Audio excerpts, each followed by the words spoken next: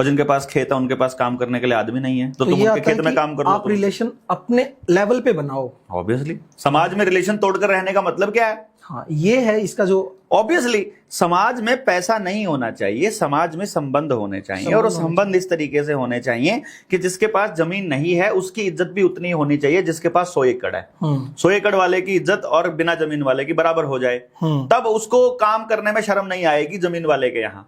दिक्कत तो तब आती है जब उसको मजदूर की नजर से देखा जाता है और उसकी बेइज्जती की जाती है, दिक्कतें तब आती हैं। तो ये अलग अलग संगठनों ने ये बात भी साबित करने की कोशिश करी है कि भाई पूंजीपतियों ने या फिर इन जो ये जिनके पास जमीनें हैं ये लोग आपको बदनाम या कंट्रोल करने के लिए या फिर आपको शोषण करते हैं आपका, ये इस टाइप से वो करते हैं और समाज में एक दूसरे को तोड़ने का काम करते हैं। मैं ये कहता हूं कि मान लीजिए आज 26 मार्च 2025 है, आज आपको समझ में आ गया कि जीवन ऐसे जीना चाहिए। आज आप अपने जीवन के लिए पैमाने तय कीजिए गांव वाले बैठ करके।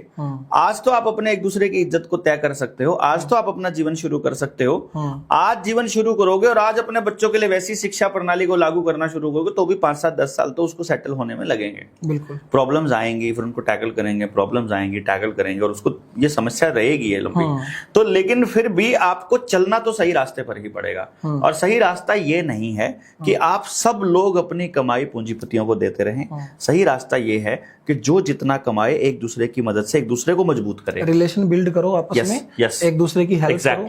मतलब अब अगर सही प्रोडक्ट्स की मैं बात करूं तो एक घी का जिक्र करते हुए मैंने आपको देखा था सोशल मीडिया पे। वो क्या बागड़ है? फ्रेश, बागड़ फ्रेश, BAGAD फ्रेश, BAGAR, बागड़ फ्रेश। तो ये कहाँ? ये असल में क्या है, हमारे जो जनता सरकार मोर्चा के कुछ साथियों ने राजस्थान में अपनी एक यूनिट लगाई है। उस यूनिट में वो लोग ऐसी जगह पर पहुंचे जहां पर सिर्फ गायें पालते हैं गांव के लोग, और गायें भी इस तरह से पालते हैं कि गाय के पालन पर 1 रुपया भी खर्च नहीं होता है। ठीक है जी। तो जितना भी पैसा उनको मिलता है दूध से, वो सारा का सारा बचत होती है उनकी। तो थोड़ा सस्ता हमको दूध मिल जाता है वहां। तो एक एक आदमी के पास 400 गायें हैं, मतलब इतना बड़ा वहां बड़ा चंक है गाय, सारा ऑर्गेनिक और सारा राठी गाय है। और वो गाय को सुबह दूध निकाल के हाथ से दूध दोते हैं, वो पूरी बड़ी बड़ी फैमिलीज हैं। तो सुबह 6 बजे वो उनको गायों को छोड़ देते हैं। सारे गांव की गायें इकट्ठी होकर के जंगल में जाती हैं, सारा दिन जंगल में चुरती हैं। वहां लगभग 800 बीघा का एक जंगल है जहां अपनी यूनिट है, उसी के बिल्कुल सामने जंगल है। उस जंगल में वो चरती हैं और शाम को ठीक 4 बजे वापस हो लेती हैं। वहां बावड़ी एक जोहड़ से टाइप का बना हुआ है, वहां पर वो पानी पीती हैं और फिर अपने घर आ जाती हैं। एक सिंगल पैसा गांव के आदमी का खर्च नहीं होता, कोई उन गायों को चराने नहीं जाता। वो कहीं भी नहीं जाती हैं, उनको कोई आदमी नहीं है, वो छोड़ देते हैं बस, और वो शाम को आ जाती हैं। दूध के टाइम पे शाम को वापस आ जाती हैं, दूध निकालते हैं और उसको बेच देते हैं। उस दूध को पूरा दिन हम उसमें जैसे उपले में गर्म करके, जैसे अपने गांव में देसी तरीके से, और फिर उसको मक्खन निकाल के, मतलब रात को जमा के फिर सुबह मक्खन निकाल के और फिर उसको गर्म करके फिर हम घी बनाते हैं प्योर। वहां से अगर कोई जेन्युइन प्रोडक्ट लेना चाहता है तो बागड़ फ्रेश से वो बाय कर सकता है। हाँ बिल्कुल, बागड़ फ्रेश से बाय कर सकता है। जो अंकुश खोखर है भाई अपना, उनका नंबर मेरे पास नंबर मेरे पास है, मैं स्क्रीन पे दे दूंगा, स्क्रीन पे आपका नंबर आ जाएगा।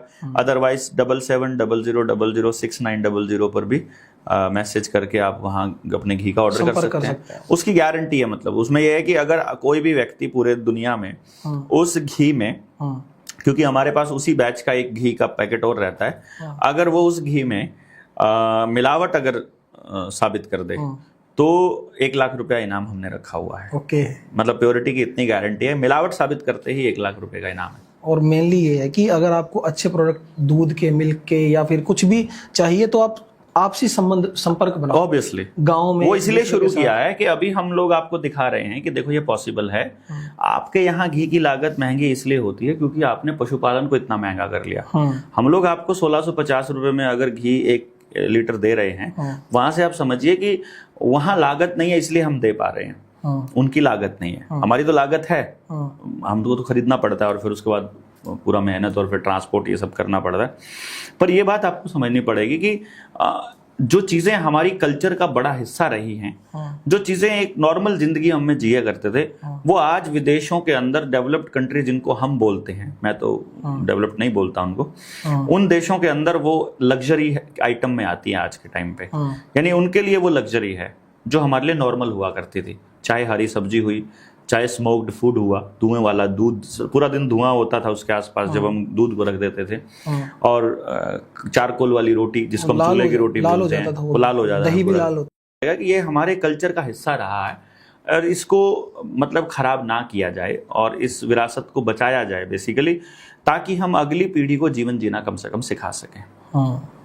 और सर एक मेन चीज आती है कि जैसे जब पहले रुपया नहीं आया था, मुद्रा नहीं आई थी, तब लोग ऐसे ही रिलेशन के आधार पे एक दूसरे से जो है संपर्क करते थे, काम चलता था जी। और बड़ा आपसी अच्छा सहयोग और अच्छा काम होता था। फिर रुपया बना, मुद्रा आई, तो ये मुद्रा जो आई थी इसका रीजन क्या था लेके आने का, और ये किस आधार पे लाई गई थी? इसका तो ये था सीन कि जो पहले आप कह रहे हो ना रिलेशन के आधार पर ये सब होता था, पर जैसे आज के टाइम पर बेईमान उद्योगपति हैं या बिजनेसमैन हैं, उस टाइम पर भी कुछ लोग तो बेईमान होते ही होंगे। ऐसा तो नहीं होता है कि 100% ईमानदारी तो हर जगह नहीं होती है। पर जो उस टाइम पर बेईमान लोग थे वो किसी की मेहनत का शोषण कर लिया करते थे कि भाई मेरी मेहनत 6 महीने की है, तुम्हारी मेहनत 3 महीने की है, तुम्हारा इतने सामान के बदले इतना सामान मिलेगा। जब सामान के बदले सामान है, जो वस्तु विनिमय हम लोग कर रहे हैं, उस टाइम पर किसी की मेहनत का शोषण हो जाता था। उस शोषण से बचने के लिए हर आदमी अपने सामान की कीमत तय कर ले और जिस चीज में उसकी कीमत तोली जाएगी उसका नाम मुद्रा रख दिया जाएगा और वो मुद्रा का एक स्टैंडर्ड बना दिया जाए ताकि वो पूरी दुनिया में स्थिरांक के तौर पे काम करे। इसलिए मुद्रा लाई गई थी ताकि उसको कैरी करना आसान हो जाए और एक सामान नहीं लेकर जाना है, मुद्रा ले जाओ, वहां जाकर सामान ले लो, मतलब इस तरह का ये बनाया गया था और उसका एक स्थिरांक बना दिया गया शोषण को रोकने के लिए। कभी कभी जहां होता था तो तब मुद्रा आई थी। बाद में मुद्रा में धातु के सिक्के चले, मतलब उसमें तांबे के भी चले, चमड़े के भी चले, और भाई फिर सोना चांदी भी चला, लोहे भी चला सिक्के, तो ये सब चलते रहे, अलॉय के भी चले। बाद में फिर पेपर करेंसी आ गई। पेपर करेंसी में वो वादा हो गया देने का, मतलब पहले वो धातु ही देते थे सीधा, फिर वो धातु देने का वादा हो गया। पेपर करेंसी के बाद अब पेपर करेंसी भी गायब हो गई, अब डिजिट आ गई। तो ये मुद्रा का ही रूप है, लेकिन जो स्टैंडर्ड है वो वही है। अब सर लगे हाथ पेपर करेंसी की सच्चाई और बता दो कि पेपर करेंसी की सच्चाई क्या है। और जो मैंने सुना है, ऑनलाइन भी मैंने चेक किया जब स्टडी कर रहे थे, आप बता रहे हो कि हमारे देश की बहुत बड़ी मात्रा में जो हमारी करेंसी है वो फेक है। सारी फेक है, सारी ही फेक, सारे फेक है टोटल। तो जो हमारे लोग मेहनत करते हैं, जो एम्प्लॉइज हैं, जो मजदूर हैं, कुएं में डालते हैं, कुएं में डालते हैं। बैंक में डालने का मतलब कुएं में डालना। क्या रीजन है सर, क्या लॉजिक है इसके पीछे? उसके बदले में जो आपको मिलता है ना पेपर करेंसी, वो फेक है। उसको जब चाहे वो कह देगा कि कल से ये लीगल टेंडर नहीं रहेगा, फिर कहाँ जाओगे? ये ऑलरेडी हो चुका है, पहले भी हुआ है। 8 नवंबर 2016 को एक आदमी आया, उसको सफेद सूर बोलता था मैं उस टाइम पे, तो ये दाढ़ी से बना के आ गया, तो भाई आज रात 12 बजे से आपका जो ये 500 और 1000 के नोट लीगल टेंडर नहीं रहेंगे। क्या तुक होता है? मतलब आपने एक रात पहले अगर 10 लाख रुपए की जमीन खरीद ली थी तब तो नहीं वो वेस्ट हुई। आपने अगर सोना खरीद लिया होता, आपने धातु खरीद ली होती, आपने गाय खरीद ली होती 10 लाख की, तब तो वो 10 लाख की वैल्यू यूं की यूं थी। लेकिन आपकी जेब में अगर नोट पड़ा हुआ है वो 0 हो गया। अरे भाई कोई चीज कूड़ा होगी तो इसको कूड़ा बोल सकते हो ना आप, पहले से ही कूड़ा है वो असल में। वो तो आपने कह दिया कि लीगल टेंडर नहीं है तो हो गया, यानी किसका मतलब वो था लीगल, वो उसके अंदर कोई वैल्यू नहीं थी। भाई देखो अनाज है आपके पास 1 क्विंटल, अनाज के अंदर जो वैल्यू पड़ी हुई, आप कहो ना कहो उसमें ऊर्जा पड़ी है, अब जो मर्जी कहो ना करो, उसको मानो ना मानो, आप उसको खा सकते हो, आप उसके शरीर को चला सकते हो। पर वो जो पेपर करेंसी है वो तो आप मान रहे हो तो है, नहीं मानोगे तो क्या है? सही बात है। उसके पीछे जो रखा है भारतीय रिजर्व बैंक, जो उसमें लिखा है मैं धारक को 100 रुपए अदा करने का वचन देता हूं, वो 100 रुपए जब तक उसके पीछे वाले आरबीआई में नहीं रखे हैं तब तक वो फेक है। वो तो वचन है, वो तो वचन खंड है, वो तो खाली पेपर है, प्रॉमिस है, वो तो प्रॉमिसरी नोट बोलते हैं इसलिए इसको हम। तो प्रॉमिस की तो कोई वैल्यू नहीं होती है, प्रॉमिस की तो आप मानते हो तो प्रॉमिस है, वो तो जबानी भी होगा तो भी चलेगा।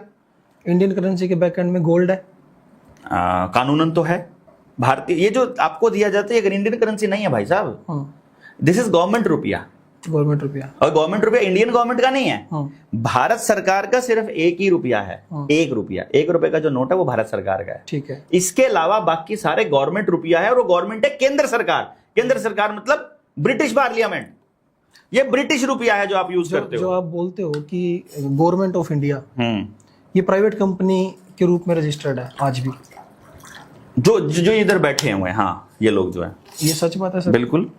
आप जाओ, मैं आपको डाटा दे दूंगा, मैं आपको लिंक दे दूंगा। ये वेरीफाइड हो सकता है? मैं आपको लिंक दे दूंगा, आप चेक कर लेना। ऑर्गेनाइजेशन है बकायदा, पूरा org.org पे है।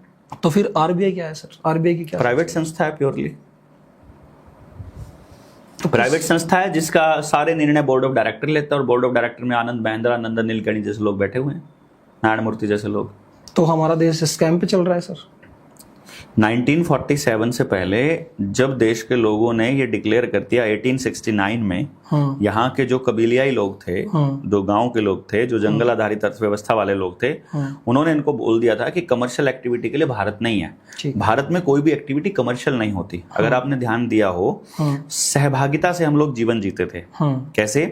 किसान केवल अपने हिस्से का पैदा नहीं करेगा, किसान एक हिस्सा चमार का पैदा करेगा, एक हिस्सा नाई का पैदा करेगा, एक धोबी का पैदा करेगा, एक कुम्हार का पैदा करेगा, एक लोहार का पैदा करेगा, एक जितने भी मजदूर हैं वहां काम करने वाले, मतलब वाल्मीकि का भी पैदा करेगा, वो सबके हिस्से का पैदा करता था। तो किसान बीज डालता था तो पहले वो बोलता था कि अड़का, अड़ी का, चिड़िया का, मतलब सबका, मतलब टोटल A to Z का, सबके हिस्से का वो बोता था। वो बोता था तो जब उगता था, यानी जमीन बेशक उसकी होती थी लेकिन वो अपने हिस्से का नहीं था। तो अब वो क्या करता था, जितना उसकी पैदावार होती थी उसमें से हिस्से निकलते थे, एक हिस्सा ऐसे करके पूरे गांव का हो जाता था।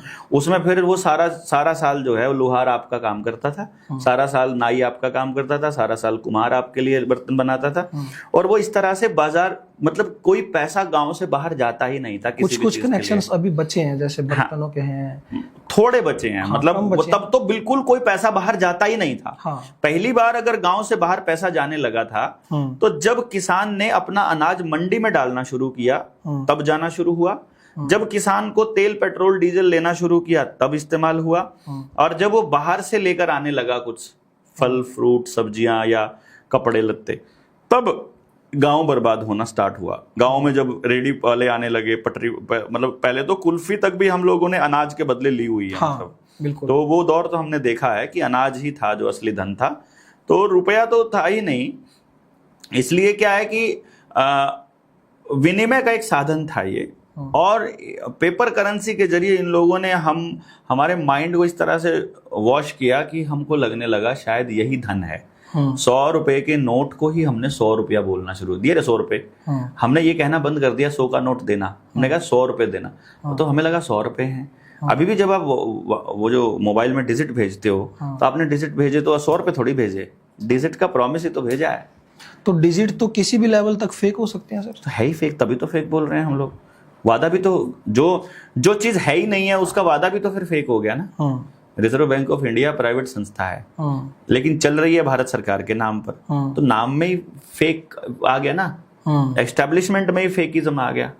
तो फिर पेपर करेंसी के अध्याय पे तो आप मेरे निडर इंडिया चैनल पे तो मैंने पूरी अभी 6 वीडियोस बनाई है, मतलब 4 वीडियोस बना चुका हूँ, 5वीं वीडियो अभी मैंने आज या कल में मैं अपलोड करने वाला हूँ, जो बताएगी कि पेपर करेंसी के पूरे इतिहास को। मैं वो किताब जो हमने लिखी है ना, रुपया मूल्य का मापक या शोषण का साधन, उस किताब को हमने मतलब पढ़ना शुरू किया है मैंने, क्योंकि वो तब को टेक्निकल नई बात समझ में आए, तो उसका मैं एक्सप्लेन कर रहा हूँ जैसे टीचर एक्सप्लेन करता है, तो धीरे धीरे आ रहा है समझ। अभी सर एक चीज़ हो रहा है कि देखो, जो हाल की मैं बात करूँ, करंटली डिमोनेटाइजेशन हुआ और आज लोगों के पास बैंक में पैसे नहीं है, नोट आप बता रहे हो कि नोट असली नहीं है, तो अगर कोई सेविंग करना चाहता है ऐसे में, तो वो क्या सेविंग करे?